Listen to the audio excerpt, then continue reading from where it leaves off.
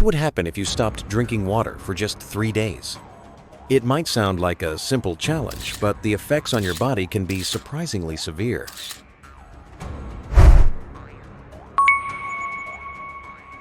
On the first day, you'll start to feel thirsty. Your mouth gets dry, and your urine turns darker. Your body's first signs of dehydration.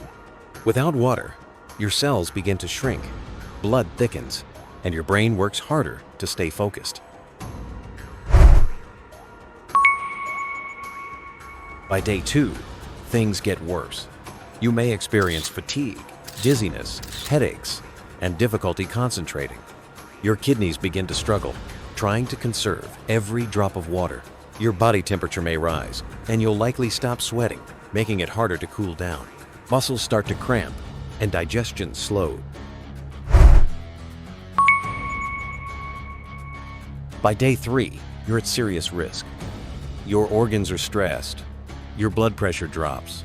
You might feel confused, lightheaded, or even faint.